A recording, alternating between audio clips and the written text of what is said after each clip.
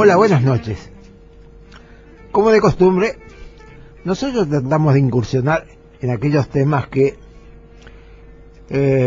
solamente se hablan en los diarios, como una noticia que pasa,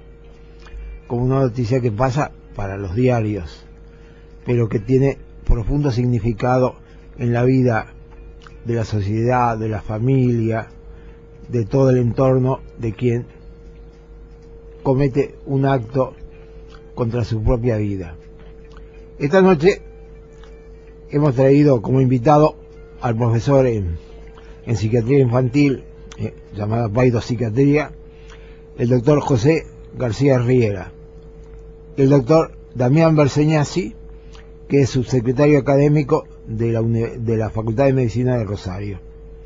Y vamos a hablar sobre el suicidio adolescente.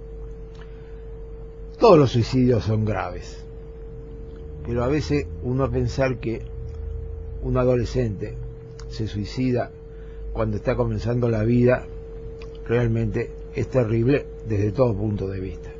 Y bueno, traemos a los expertos para que hablen sobre el tema y que nos cuenten algunas cosas que, bueno, fuera de micrófono a veces uno habla. Buenas noches. Buenas noches, ¿cómo estás? Hola, buenas noches. Yo te quedo a disposición de lo que ustedes cuenten, de lo que ustedes hablen, de las referencias, lo que yo puedo haber leído. Bueno, me he servido de experiencia de años de vivir estas circunstancias, de poder compartir con vos, José, durante mucho tiempo. Hacemos la misma especialidad. Así es. Y es un tema que tiene sus connotaciones por todo aquello que está vinculado con la trascendencia que pueden tener determinadas cosas y la trascendencia que a veces los medios de comunicación pueden ser detonantes de una ola que se suele producir con mucha frecuencia. Así es. Por eso es importante ponerlo en el tapete y que todo el mundo sepa qué es lo que piensa la ciencia. Sí, justo el año pasado, cuando hicimos en el año del bicentenario las jornadas que organizó nuestra cátedra, con todo el auspicio de la Facultad de Medicina, ¿sí? Porque eran los 90 años de la facultad y los 88 de la cátedra, se tocó justamente el tema del suicidio infanto-juvenil, que justo coincidió con el hecho de los chicos de Salta, con todo este juego del ahorcamiento, etcétera, etcétera, ¿no? Y esto, bueno, generó una movilización auspiciosa de alguna manera en los medios, que de alguna manera salieron un poco a hacerse eco de lo que nosotros estábamos planteando desde allí, digamos, desde los claustros, ¿no? Es decir, tomando en cuenta esto de que justamente la universidad y por ende la Facultad de Medicina debe ser el lugar de resonancia no solo de la ciencia, sino también de las inquietudes de una sociedad, de una cultura. Y vos decías recién, Amado, algo muy importante, ¿no? Es decir, un tema trascendente pero que no trasciende, ¿no?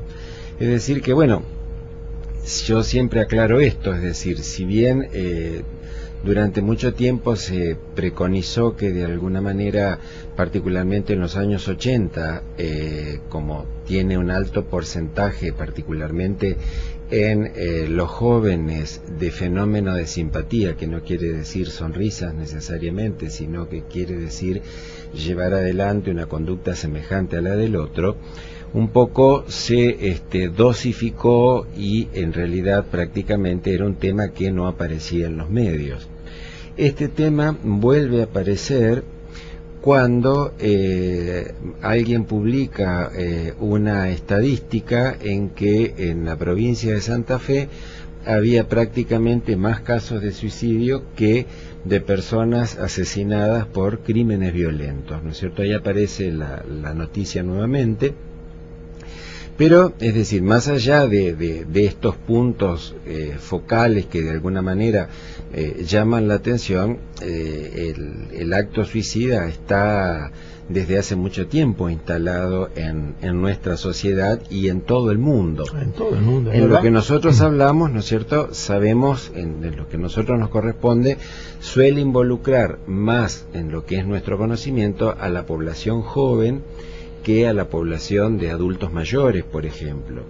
En ambos casos obedece a a causas multifactoriales, y para que tengamos una idea, es una de las 3 primeras causas mundiales de muerte en la población de 15 a 44 años.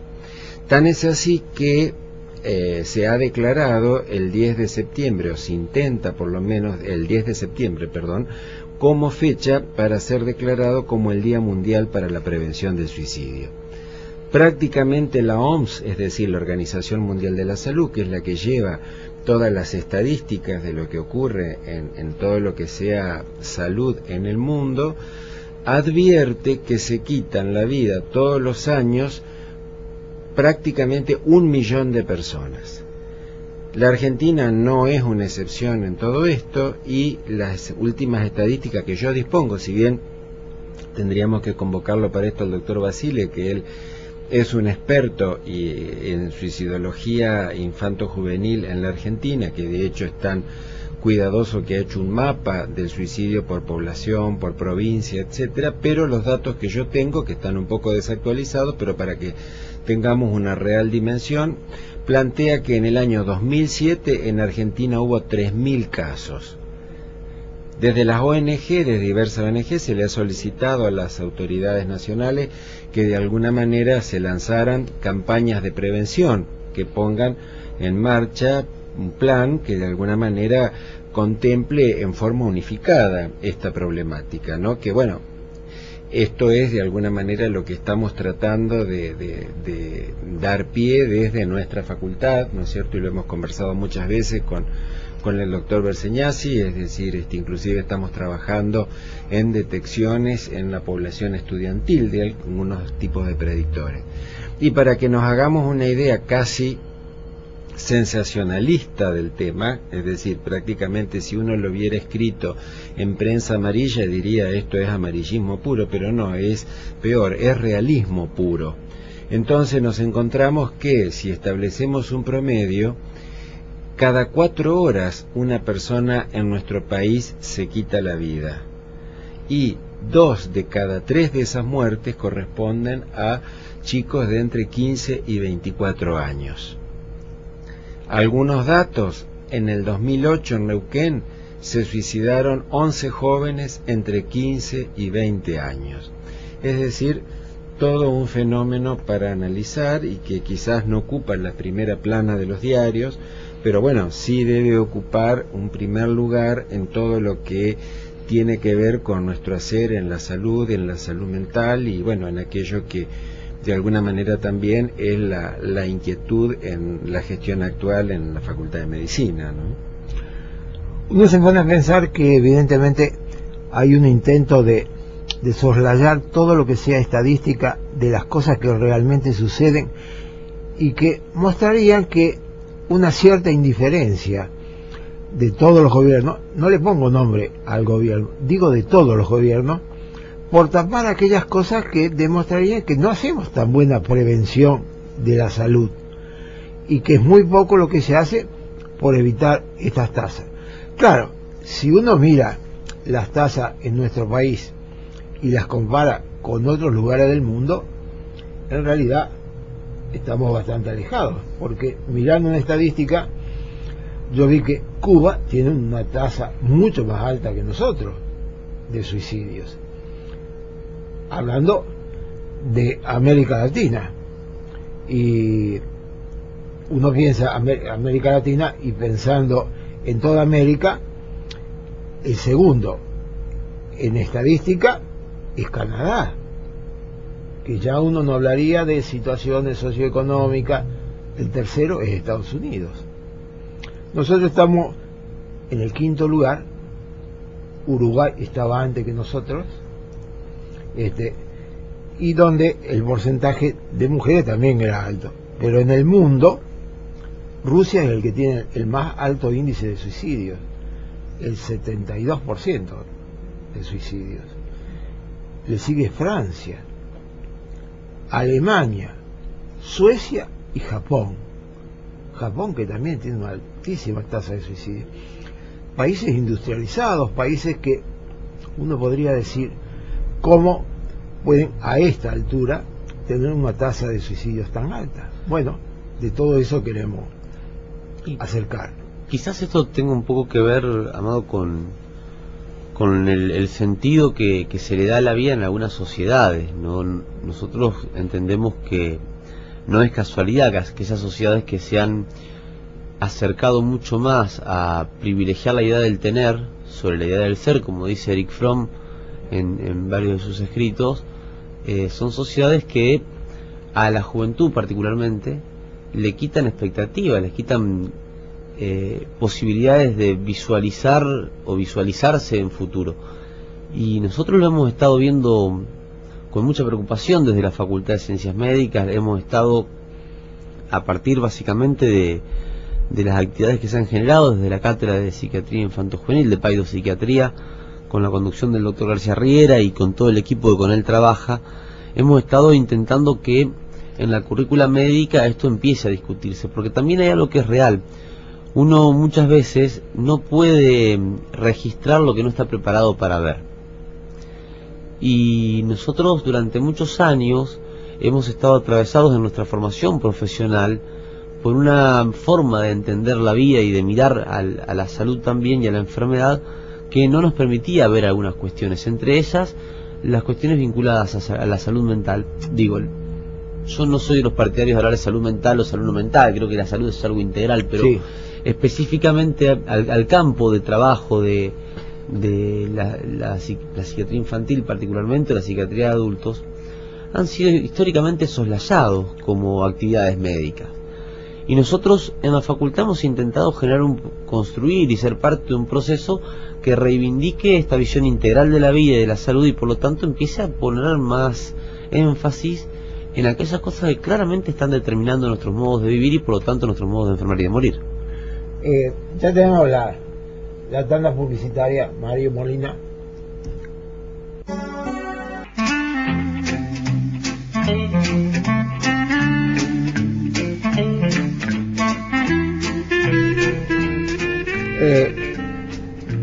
El profesor José García Riera, le vamos a preguntar de muchos mitos que hay vinculados con esta cuestión del suicidio, de todo eso que ni los médicos a veces prestamos atención a lo que alguien tiene una ideación suicida, que aquel que dice que se va a matar no lo hace, que nunca se comunica.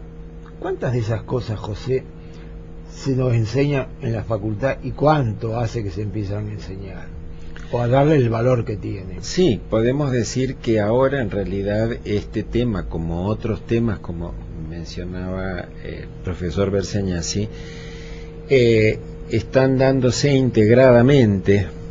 Tan es así que desde tercer año empezamos a tocar ya las variables involucradas con este tipo de cuadros y otros, para justamente cuando los alumnos alcanzan las instancias de la práctica final, hacemos todo un taller con todo un trabajo, presentación de un caso clínico, con todas las directorios de acciones a seguir ante el caso de un intento autolítico en un adolescente, como es el caso planteado. Ahora, referido un poco a esto que vos decías, que un poco siempre estuvo esta cosa de que el que dice no lo hace, la simulación, la histeria, la actuación, bueno, todo esto está revisado de alguna manera. Yo he armado, digamos, juntando información, un poco una especie de niveles de alerta, ¿no? Uno amarillo, uno naranja y uno rojo, por decirlo, en donde de alguna manera justamente, bueno, ya estas cosas no tienen el valor de la simulación que se le daba antes, sino que justamente establecemos distintos niveles de alerta y de hecho, es decir, esto que se llama la crisis histérica, la simulación, el se mandó la parte, o inclusive el acting, entra ya a niveles de entre el naranja y el rojo. Porque muchas veces no solo está la acción suicida, sino que está también el medio implementado para la realización del acto. Y seguro que hay medios que son mucho más letales que otros, es decir que no solo hay suicidio, no solo hay personas que tienen la tendencia al suicidio, no solo hay personas que ejecutan el suicidio, sino también hay medios para el suicidio. De hecho, es tan terrible que existen hasta páginas de internet con metodología. ¿Está? Entonces, referido a lo que estábamos hablando anteriormente, ¿cómo se llega a esto, no? Entonces, la primera cuestión es que una persona ha perdido su autonomía. Esto de que, como alguien decía en algún momento, es decir, en un intento a lo mejor de justificar, reestructurar, o no se había avanzado tanto sobre el tema, era una elección, es decir, nunca es una elección. Es decir, siempre es un momento en el que la persona no está eligiendo. Lo que a la persona le ocurre es que quiere parar con el sufrimiento, quiere parar con el malestar, quiere cortar con una situación en extremo, es decir, si uno tuviera que pensar o describir un patrón, digamos, común, si bien es prácticamente imposible porque hay singularidades y hay subjetividades, hay historias de vida de por medio, en realidad tenemos que hablar de un estado de desesperanza extremo. Entonces, cuando el doctor Benseñasi mencionaba en esto de las sociedades de desarrollo y demás, que ninguna sociedad está exenta, por supuesto que los individuos de una sociedad nunca están exentos de la desesperanza extrema.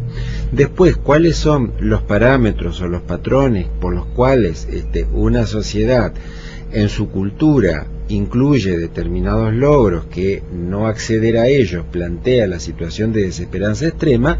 Bueno, depende de los niveles de cada cultura. Recién en el intervalo hablábamos, ¿no? Es decir, en Japón no entrar a una universidad puede ser un causal de suicidio en función de un imaginario determinado.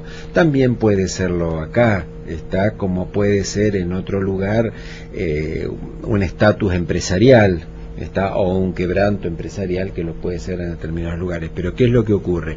El imaginario de ese individuo, es decir, ese ideal construido para sí mismo, para su futuro, ese ideal de sí mismo claudica ante un impacto abrupto de la realidad que esa persona no puede metabolizar, no puede acomodar de alguna manera, no puede rehacerse, ¿no? Pero quien justamente intenta el acto suicida se siente un poco en ese estado crepuscular, digo crepuscular como de una irrealidad, como de ensueño.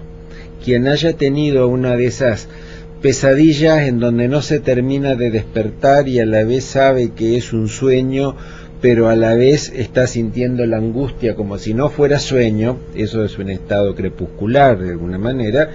Entonces esa persona en ese estado se piensa, si es que podemos usar esta palabra, como una especie de ave fénix, es decir, se va a eliminar y va a resucitar cambiado de alguna manera, pero no hay resucitación. Esta es la cuestión.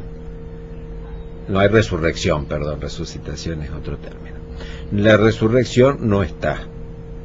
Y en realidad, cuando el evento no se completa en forma definitiva, el post-evento es tremendamente traumático por el estigma social que esto tiene en una cultura de tradición fuertemente sancionadora del suicidio, como es la cultura judeocristiana predominante, ¿no? Entonces es tremendamente sancionadora acerca de aquel que ha ocurrido.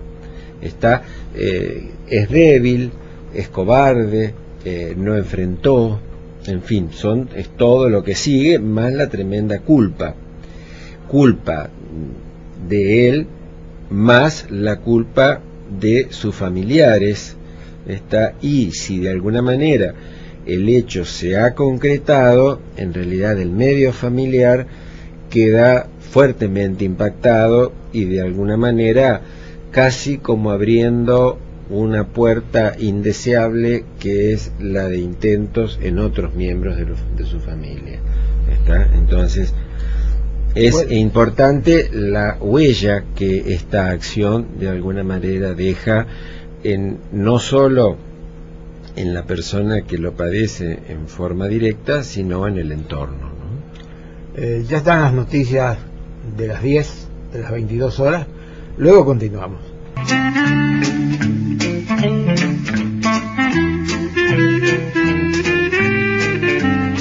Seguimos con la grata compañía del profesor José García Riera y con el doctor Damián Berseñasi, hablando de este tema duro, real, que existe, que no se puede ocultar, que tenemos que tratar de hacer prevención, que tenemos que tratar de conocerlo, de acercarnos a una realidad actual, porque tampoco puedo decir que, biológicamente se habla de que habría neurotransmisores involucrados, pero esto es hoy, nada totalmente determinado.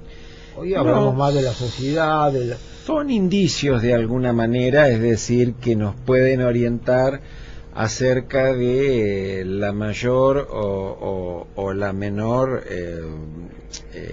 capacidad de desarrollar un intento. No son predictores exactos, pero bueno, en la medida en que uno lo evalúa con la clínica, con todo lo que tiene que ver con una adecuada y profunda historia clínica, personal y familiar, son un examen complementario, pero que aportan, y en realidad, es decir, toda la literatura habla de determinados parámetros que por lo menos plantean un nivel de alerta o de alerta rojo. Ahora bien, hay otro factor que sí todos sabemos, casi empíricamente, que sí va a modificar nuestra biología, y eso se la modifica el doctor Berseñasi, te la modifica a vos, me la modifica a mí, que es el abuso de sustancias. Esto está perfectamente probado y demostrado, que en realidad las sustancias actúan en determinadas estructuras biológicas que van a predisponer a determinado tipo de conductas que resultarían facilitadoras del acto suicida. Por ejemplo, la impulsividad, ¿no es cierto?, como puede ser en el alcohol o en el uso de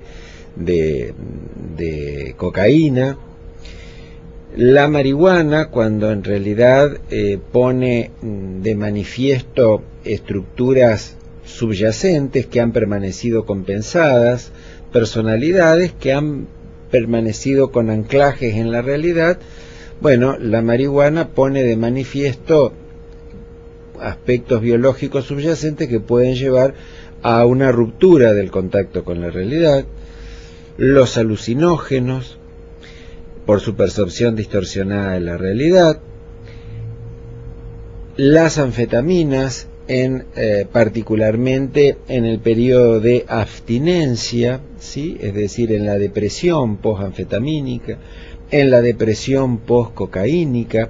Allí vamos a tener toda una serie de fenómenos que resultan modificados por un agente externo, que si bien podemos hablar de una vulnerabilidad preexistente, es decir, de que algo había por debajo, probablemente de no haber recurrido a las drogas, esto no se hubiera manifestado. Pero por supuesto también sabemos que personas que tienen una vulnerabilidad subyacente muchas veces terminan recurriendo a las drogas como un modo de compensar un intenso malestar interno, en el que usan las drogas como sucedáneos, como reemplazantes de un tratamiento o de un fármaco prescripto en forma adecuada, ¿no es cierto? Después tenemos también aquellos cuadros que son la complicación de determinados cuadros de evolución en el campo de la salud mental, ¿no es cierto? Es decir, las depresiones, algunos trastornos de tipo psicótico, algunas esquizofrenias o fases depresivas de la esquizofrenia, trastornos de personalidad que muchas veces se acompañan del abuso de sustancias. De hecho, bueno, yo mencionaba otras sustancias, ni hablar del Paco, ¿no? Que de alguna manera muy rápidamente destruye todos los filtros morales, tanto hacia tanto en la acción hacia afuera, ¿sí? En la heteroagresión como en la autoagresión, ¿no? Uno pensaría también, Damián, en lo social, en lo vinculado con la familia, con los divorcios, con los tuyos, los míos y los nuestros, el valor que debe tener esto como elemento de inestabilidad. ¿Cuál es la visión que vos? Y en realidad no solamente lo que tiene que ver con el vínculo familiar inmediato, ¿no? Yo creo que hay una cantidad de elementos que, como bien decía recién el doctor García Riera, que están jugando y obrando como sinérgicos. O sea, ya hace mucho que está demostrado que no podemos hablar de que hay un solo elemento que es el que va a generar la expresión de una enfermedad, o en este caso una práctica como la del suicidio. Y en este sinergismo de cuestiones, esto de las modificaciones de las estructuras sociales, por un lado, que no son menores, porque hay un cambio en lo que hasta ahora teníamos entendido como el espacio en el que nosotros, el territorio en el cual íbamos a desarrollar nuestras vidas, implica no solamente la cuestión de los vínculos afectivos, sino también cuestiones ambientales. Charlábamos fuera del micrófono que hay un equipo de investigadores de la Universidad Federal de Rio Grande do Sul en Brasil que hace unos 7 años atrás hizo una investigación respecto a la incidencia del suicidio en personas en vinculación directa o indirecta con agrotóxicos específicamente, y encontraron una relación muy importante, que a la hora de estudiar ya más específicamente qué tipos de tóxicos eran aquellos con los que estaban en vinculación estas personas que finalmente habían tenido éxitos en su intento suicida, eran básicamente tóxicos organoclorados, de los cuales en nuestro medio se utilizan muchos. Digo, hoy en nuestro medio, acá en Rosario y alrededores, y en las comunidades en las que nosotros como facultad estamos trabajando en los campamentos sanitarios, hay una utilización muy frecuente de este tipo de agrotóxicos.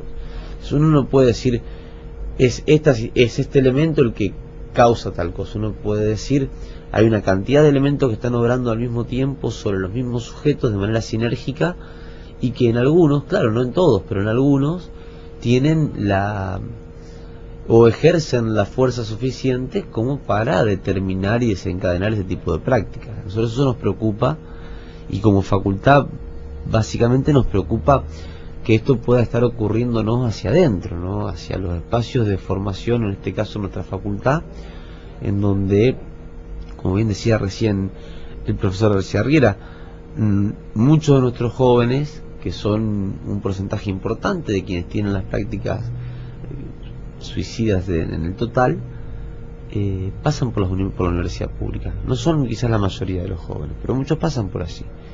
Y en ese espacio que es nuestro espacio, ¿qué mecanismos estamos nosotros o qué dispositivos tenemos para poder estar atentos a las señales que nos van dando quienes puedan terminar en este tipo de prácticas? Y bueno, un poco eso es lo que uno rescata del compromiso de la cátedra de psiquiatría y del equipo que trabaja allí, de haberse puesto a la cabeza de una serie de trabajos y de propuestas que hacen que hoy, por ejemplo, tengamos dentro de la facultad dispositivos para intentar identificar precozmente algunos signos de depresión, que es uno de los elementos que puede obrar y que puede ser un determinante importante en el suicidio infanto-juvenil. Digo, uno una identificación temprana de signos o de síntomas de depresión permitiría, si la facultad estuviese advertida de esto, implementar políticas institucionales de acompañamiento y de apoyo de esos sujetos, ¿no? Y bueno, un poco ese tipo de cosas que, como bien decías vos en el inicio de la pregunta, bueno, se suman a esto de las mallas familiares y las mallas de los vínculos afectivos más directos, que necesariamente deben estar operando para poder prevenir este tipo de situaciones. José, yo, para que la gente pueda pensar, para que la gente pueda orientarse, ¿qué elementos vos tomarías en cuenta para que alguien pudiera pensar como elemento predictor, como elemento que alguien sugiere, que alguien deja deslizar dentro de un núcleo familiar, en esto que es lo infanto-juvenil? ¿De qué manera los padres pueden llegar a darse cuenta de que algo está sucediendo y que algo grave puede llegar a suceder? Sí, podemos organizar una especie de señalamiento, de escala, digamos, ¿no? En donde uno podría encontrar signos y síntomas de lo que podríamos llamar una alerta amarillo. En este alerta amarillo tenemos que pensar en cambios de conducta abruptos, depresión o estados depresivos en jóvenes, derivados de rupturas afectivas, derivados de fracasos de algún tipo, déficit en la inserción social, porque en realidad los jóvenes tienen una sensibilidad mucho mayor que el adulto y todavía tanto la estructuración de su personalidad todavía no ha terminado de consolidar las defensas psíquicas ni sus sistemas neuroquímicos y biológicos y neurológicos han completado su proceso de equilibrio y armonización, predisponiendo a los jóvenes mayormente a la respuesta impulsiva. Y entonces la tendencia al acting, es decir, a la acción en un joven, es mucho mayor que la del adulto. Entonces acá se transforma también en una cuestión de medios. Es decir, si un joven en una situación impulsiva utiliza un medio extremadamente contundente por acción de sus impulsos, el hecho puede ser irreversible. Si pasamos a niveles de alerta naranja, acá vamos a incluir personas con alguna ya patología preexistente, ¿sí? Es decir, en el cual el intento autolítico o de autoeliminación puede ser la complicación o puede acompañar, porque de hecho hay estudios que están hablando de considerar prácticamente al suicidio como un ente con identidad propia de alguna manera, en donde se ve que hay algunas características genéticas comunes que pautan características neuroquímicas e imagenológicas a nivel del cerebro comunes de alguna manera, pero bueno, no podemos decir esto así. Hay estudios que están hablando de esto, eso es lo que se puede decir, pero también sabemos que existe esto como complicación, es decir, como complicación de determinados cuadros. Entonces hay determinados cuadros, determinados trastornos de personalidad, a los que si le agregamos el abuso de sustancias con cambio de conducta, entonces ya estamos entrando en un signo naranja para el alerta. Y en el alerta rojo tenemos que considerar aquellas personas que presentan un brusco cambio de conducta, ruptura, corte o recorte de los vínculos sociales, de los vínculos afectivos, pérdidas de significación y particularmente antecedentes familiares de tipo autolítico pasados y con más riesgo tempranos y con más riesgo aún según el grado de filiación. ¿Se entiende? Sí, sí. En el grupo de adolescentes inclusive también es un factor importante a tener en cuenta entre el naranja y el rojo, es decir, el evento protagonizado por alguien de su grupo cercano que deja una huella importante y que de alguna manera no deja de ser muchas veces casi un mandato a la emulación, es decir, a repetirlo, a copiarlo, casi con esta cosa vinculada al pensamiento mágico de me voy a juntar con mi amiga o con mi amigo de alguna manera, ¿no? Entonces, estos son datos que de alguna manera nos plantean. Por eso también es muy importante el trabajo no solo en la prevención, ¿sí?, sino en la posvención. Ahí es donde el equipo de salud tiene que actuar muy rápidamente, donde la gente, la comunidad tiene que estar asesorada para que de alguna manera reciba atención, porque en la medida en que se actúa en la posvención, primero se reduce el nivel de estrés de todos los que están involucrados en la situación. Y de alguna manera, con la posvención estamos haciendo al menos el intento de prevención de futuros casos en ese núcleo, de alguna manera, o en ese núcleo poblacional, de algún modo, ¿no? Porque hasta ahora habitualmente, ¿qué es lo que termina ocurriendo ante los hechos? La comunidad más bien recibe la explicación de la impotencia. Se recibe la explicación de la impotencia, ¿sí? Es decir, decimos que el joven, bueno, sí, está todo, bueno, pero después, ¿qué hacemos? ¿Cómo actuamos, digamos, no? Entonces, las explicaciones ya en este momento no alcanzan, porque en realidad, es decir, prácticamente el suicidio, el acto suicida, debemos considerarlo prácticamente endémico. Quizás no resulte simpático decirlo, no resulte menos aún agradable resulte escucharlo, pero de alguna manera es endémico, ¿está? Es decir, el exceso de realidad, el exceso de desesperanza, lo que decía el doctor Belceñasi, en las sociedades, la caducidad de los valores, ¿sí? Es decir, y el quebranto brusco, es decir, aquello de, bueno, alguien pudo ver a su padre crecer, desarrollarse, entonces se encuentra con que no puede seguir el mismo camino, no puede tomar los mismos valores.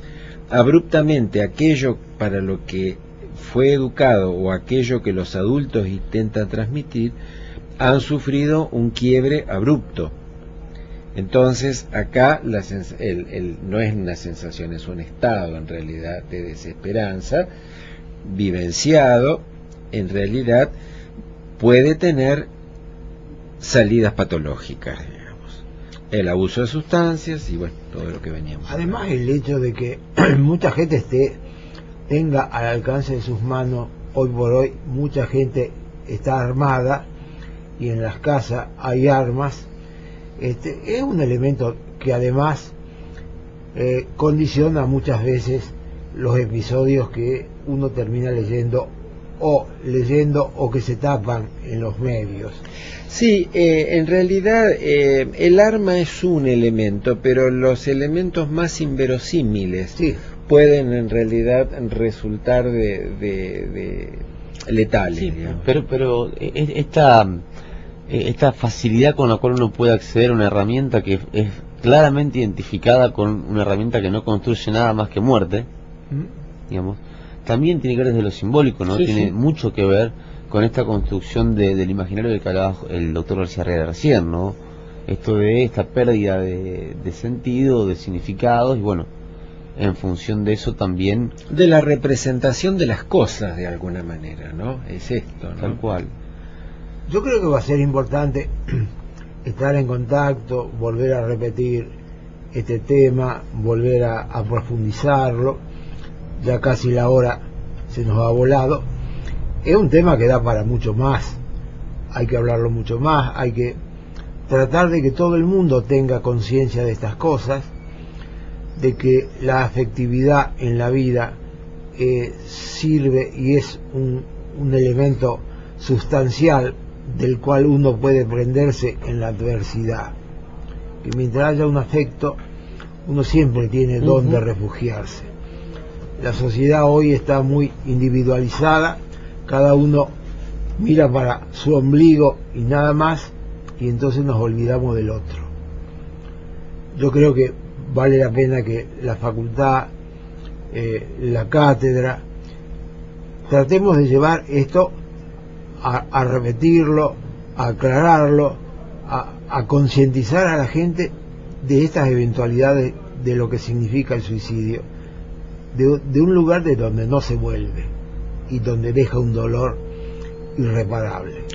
Para redondear, vos lo habrás escuchado, quería utilizar una frase del doctor Calina, es decir, un prestigioso colega de Buenos Aires, y él decía: el que se suicida no sabe que el que dice que se mata no sabe que se muere. Es cierto. Yo les agradezco la deferencia a los dos de haber compartido el espacio. Los vamos a volver a invitar, vamos a volver a estar en contacto y estamos en contacto con la facultad. Nos parece muy importante todo lo que hacen y ojalá todos los médicos salgan con una formación más cercana. Nos están aceptando un poco más a los psiquiatras, ya consideran que somos medios primos. Estamos trabajando muchísimo en realidad para que la psiquiatría quede plenamente incluida dentro de la importancia y la jerarquía que tiene disciplinarmente y sobre todo su interrelación con la medicina. Eso es lo fundamental y es lo que hemos venido trabajando con la gestión pasada y con la gestión actual, digamos, incluyéndolo en los temas, en los programas. Buenas noches. Buenas noches. Muchas Buenas gracias. noches y gracias de a nuevo vos por la compañía.